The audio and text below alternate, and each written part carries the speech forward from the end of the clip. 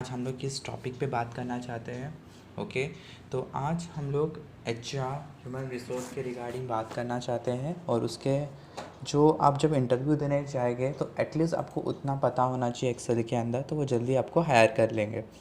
आप मेरे चैनल पे नए हैं तो please subscribe to my channel, क्योंकि नेक्स्ट वीडियो जब आएगी तो आपको पता चल जाएगा। ओके, सबसे पहली बात ये होती है, हम लोग अटेंडेंस शीट के ऊपर बात कर ले। जब ये आप अटेंडेंस शीट एचआर मैनेज करता है तो उसमें पता करना पड़ता है कि नंबर ऑफ़ डेज़ वर्किंग कितने थे। ओके, तो उसके लिए हम लोग यूज़ करेंगे काउंट ए का फॉर्मूला इक्वल टू काउंट ए। मैं टैप कर रहा हूँ और यहाँ से सिर्फ आपको क्या लेना है, रेंज सिलेक्ट करनी है। ओके, अभी यहाँ पर देखो क्या प्रॉब्लम हो रहा है कि जैसे ही मैं रेंज ले रहा हूँ ना तो यहाँ से फट जा रहा है, बिकॉज यहाँ पर मर्ज हुआ है। तो उस दौरान कभी भी ऐसा आपके साथ हो तो आपको सबसे पहले ये मर्ज रिमूव करना होगा। तो मैं यहाँ से अपना मेरा जो मर्ज है वो एक बार के लिए रिमूव कर रहा हूँ। उसके बाद मैं फार्मूला वापस ट्राई करूँगा, काउंट ए। ओके, सो काउंट है जैसे ही मैं करूँगा एंड देन मैं डेटा को सिलेक्ट करूँगा, जो रेंज है मेरी 1 से लेकर 20 तक, एंड एंटर करूँगा तो बता रहा है कि 20 तक डेटा है मेरा।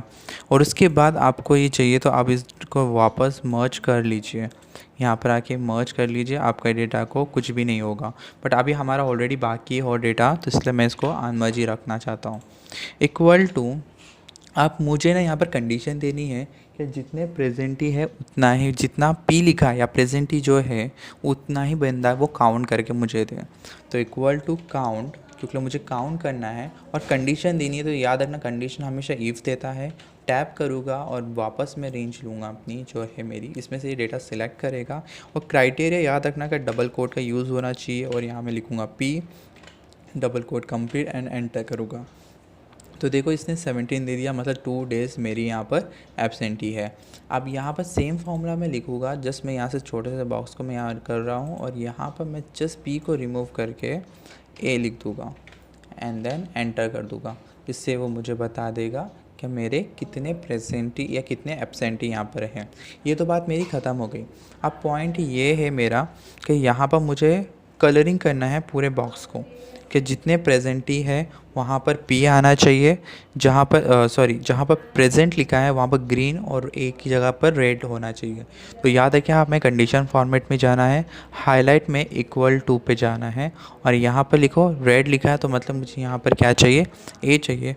और आपको करना है यहाँ पर सिर्फ ओके। एंड वापस मैं कंडीशन फॉर्मेट में जाऊँगा, यहाँ पर मैं जाऊँगा हाईलाइट पे, इक्वल टू पे जाऊँगा और यहाँ लिखूँगा मैं पी।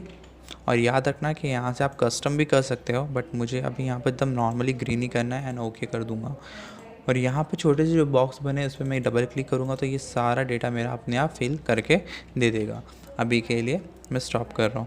अभी नेक्स्ट पार्ट के लिए ये मेरा कुछ डेटा दिया गया है, स्टार्ट डेट दी गई है, एंड डेट दी गई है, और मेरे को इसमें डेज़ कैलकुलेट करके देना है कि नंबर ऑफ़ डेज़ कितने लगेंगे। इसका एक्चुअल फार्मूला भी हम बाद में डिस्कस करेंगे। जब आपको फार्मूले याद ना रहे तो उसका नॉर्मली भी यूज़ कर सकते हैं। इक्वल टू जो मेरी एंड डेट है उसको मैं माइनस करूँगा मैं अपने स्टार्ट डेट के साथ, तो वो मुझे दे देगा कि नंबर ऑफ़ डेज़ कितने हुए हैं। ओके, अब यहाँ पर देखिए मुझे डेट दी गई है और डेज़ दिए गए हैं कि 1500 दिन, तो उस दिन कौन सी डेट होगी वो मुझे बतानी है। तो इक्वल टू आपको जस्ट क्या करना है, डेट लेना है, उसको प्लस करना है नंबर ऑफ़ डेज़ के साथ एंड एंटर करना है, तो आपको डेट्स मिल जाएंगी कि 23/6/2013 को ये डेट आपका इनफ हो जाएगा, मतलब 1500 ख़त्म हो जाएंगे।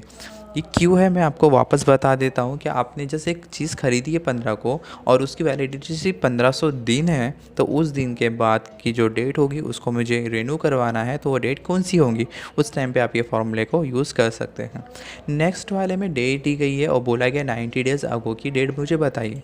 बट यहाँ देखिए यहाँ नंबर और स्ट्रिंग दोनों दिया गया है। जब भी हम अल्फ़ाबेट डालते हैं वो एक तरह का सिस्टम के लिए स्ट्रिंग होता है, और एक्सेल कभी भी नंबर और स्ट्रिंग को एक साथ नहीं ले पाता, जिसकी वजह से हम लोग यहाँ पे क्या करेंगे, मैनुअली काम करेंगे। ये डेट लेंगे, माइनस करेंगे 90, मैनुअली कर रहा हूँ और यहाँ से मैं आंसर निकाल दूंगा। याद रखना मैंने सिर्फ लिया है डेट, माइनस किया 90 के साथ, उस टाइम पे आपको मैनुअली करना होगा। नेक्स्ट बोला गया है कि चेक इन टाइम दिया है, चेकआउट टाइम दिया है, तो कि नंबर ऑफ़ टाइम कितना आपने लगाया वो काम करने के लिए। इक्वल टू मैं टाइम आउट को माइनस करूँगा मैं अपने टाइमिंग के साथ, तो मुझे बता देगा कि आपको ये काम करने के लिए 8.5 घंटे लगेंगे। अब मुझे करंट टाइम का फॉर्मूला पता करना है, तो क्या करूँगा, equal to now now function का इस्तेमाल करूँगा, ब्रैकेट क्लोज़ करूँगा। तो यहाँ देखिए कि उसने मुझे अभी का जो टाइम चल रहा है 8:32 जो यहाँ पर दिया है वो यहाँ पर प्रिंट होके आ गया है। ओके, अभी नेक्स्ट जो चीज़ है वो डेली वर्क डे है, जो हमें बहुत ज़्यादा यूज़ होता है कि आज मैं 8 बजे आया हूँ, मेरा जाने का टाइमिंग 5 बजे का है और मेरा लंच का टाइमिंग यहाँ पर मेंशन किया है। यहाँ थोड़ा उल्टा दिया है, आप प्लीज़ उसको ठीक कर देना। यहाँ पर लंच आउट आएगा, यहाँ पर लंच इन आएगा। अब मैं यहाँ पर एक्चुअली फॉर्मूला डाल देता हूँ, एडिट आप खुद ही कर लेना। इक्वल टू, याद रखिए मैं टाइम आउट को माइनस कर रहा हूँ टाइमिंग के साथ। ओके, और याद रखना इसको ब्रैकेट में रखना, नहीं तो ये फॉर्मूला जनरेट ठीक से नहीं होगा। इसको माइनस करूँगा मैं अपने दूसरे वाले के साथ, जैसे कि लंच आउट को, यहाँ लंच इन लिखा है, आप लंच आउट लिखना है, यहाँ पर माइनस करूँगा इसके साथ एंड ब्रैकेट क्लोज करूँगा एंड एंटर कर दूँगा। तो 8 घंटे की ड्यूटी होती है और 1 आवर्स का मेरा ब्रेक था जो यहाँ पर बताया गया है। आप प्लीज़ इसको एडिट कर लेना, मेरी वीडियो के डिस्क्रिप्शन में इससे मिस्टेक हो गई है। ओके, नेक्स्ट है मेरा वीक डे। अब ये वीक डे क्या होता है कि जो भी बंदा वीक में काम करता है, या उसको जैसे कि बहुत सारे ज़ोमैटो वाले बंदे होते हैं जो हफ्ते में के दिन काम करते हैं, उसके अकॉर्डिंग उनको हफ्ते के अकॉर्डिंग उनको सैलरी मिलती है। तो उस दौरान आप क्या यूज़ करोगे, वीक डे। तो वीक डे से पहले मैं आपको बता दूँ कि मुझे डेज़ क्या बताना है, तो मैं कैसे करूँगा। मैं यहाँ बता दूँ बिकॉज ऑलरेडी मेरी फॉर्मेटिंग लगी है। इक्वल टू जो भी आपकी डेट है उसको आपको सिलेक्ट करना है एंड एंटर करना है। यहाँ पर डेट आ गई है मेरी, इस पर राइट क्लिक करके फॉर्मेट सेल में जाना है एंड देन कस्टम पे जाके यहाँ पर सिर्फ आपको लिखना है 4 time D and then okay करना है आपको। वैसे ही आपको मंडे लिखकर आ जाएगा, और जैसे ही मैं इस पर डबल क्लिक करूँगा तो सारे डेज लिखे आ जाएंगे। अभी के लिए हम लोग वीक डे इस्तेमाल कर रहे हैं, तो इक्वल टू वीक डे मैं टैप कर रहा हूँ। यहाँ देखिए नीचे फॉर्मूला लिख कर आ गया है सीरियल नंबर, तो मतलब मैं यहाँ से मैं मेरी डेट ले रहा हूँ, कोमा करूँगा ये कब से कब तक, मतलब सैटरडे से संडे तक जाना है, तो मैं ले रहा हूँ हाँ सैटरडे संडे, और मैं यहाँ पर एंटर करूँगा। तो आपने अभी तक सैटरडे संडे मतलब आपने मंडे से लेके सैटरडे तक जो भी वर्क काम किया है वो 2 दिन ही काम किया है। I hope you get the point, getting the point. अभी मेरा काम है वर्क डे निकालना, वर्क डे कैलकुलेट करना है। वर्क डे क्या होगा कि आपको एक्यूरेट एक टाइम देगा, जैसे कि मैं इसको यहाँ से ले लेता हूँ कि ये आपकी डेट है और आपको प्रोजेक्ट की लाइन दी गई कि 60 दिन में दे रहा हूँ, इस दिन ये प्रोजेक्ट कंप्लीट हो जाना चाहिए।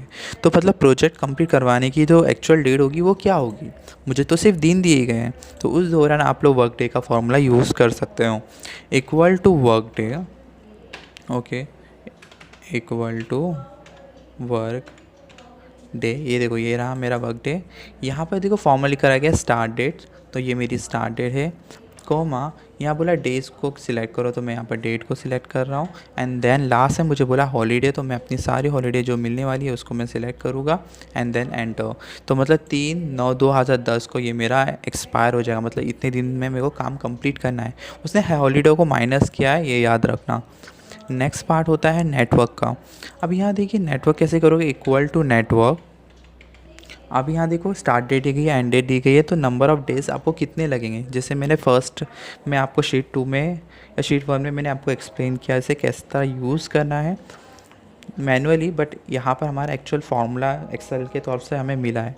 तो नेटवर्क स्टार्ट डेट लूँगा, कोमा एंड डेट लूँगा मैं, और यहाँ पर बोला है आपका हॉलीडे, जो आपको हॉलीडे मिलने वाले वो ये मैं कंपनी के हॉलीडेज़ है, इसको मैं एंटर कर दूंगा, तो 66 डे। बट जब आप इंडिया के बाहर जॉब कर रहे हो या आईटी कंपनी में जॉब करते हो, वहाँ 2 डेज़ हॉलीडे होते हैं। तो उस टाइम पे आपको क्या करना है, वी नेटवर्क के अंदर आपको इंटरनेशनल लगाना है। देखो नेटवर्क ऊपर है और इंटरनेशनल नीचे, नेटवर्क इंटरनेशनल INTL लिखा है, इसको करना है आपको टैब। सेम फॉर्मूला है start date, comma end date. अब हर कंपनी में 2 दिन तो छुट्टी रहती है, पर कब होती है वो आपको मेंशन करना है कि आपको संडे मंडे या सैटरडे संडे मिलती है। तो यहाँ पर पूरा ड्रॉप डाउन आ गया, आप इससे सिलेक्ट कर लेना। जैसे कि मेरी कंपनी में सैटरडे संडे छुट्टी मिलती है और ये प्लस मुझे हॉलीडे भी मिलती है, तो मैं इतना डेटा मैं सिलेक्ट कर लूँगा एंड देन मैं एंटर करूँगा। तो मुझे 9 डे मेरी वर्किंग है, क्योंकि यहाँ पर देखो 28 और 9 दिया है, ऑब्वियसली 9 ही आया, कैलकुलेट करके वो मुझे दे देगा। लास्ट मैं आपके लिए एक होमवर्क ले आया हूँ। ओके, तो ये होमवर्क आपको करना है, ये आपको दिया गया है एंड रिज़ल्ट नेम और जेंडर दिया गया है। तो फॉर्मूला एक ऐसा बनाना है जिसमें मिस्टर आदित्य लिखा है और फीमेल है तो मिसेस लिख कर आए। आपको ये फॉर्मूला पता है तो डिस्क्रिप्शन में ज़रूर बताएं और मेरे चैनल को सब्सक्राइब करना ना भूलें। Thank you.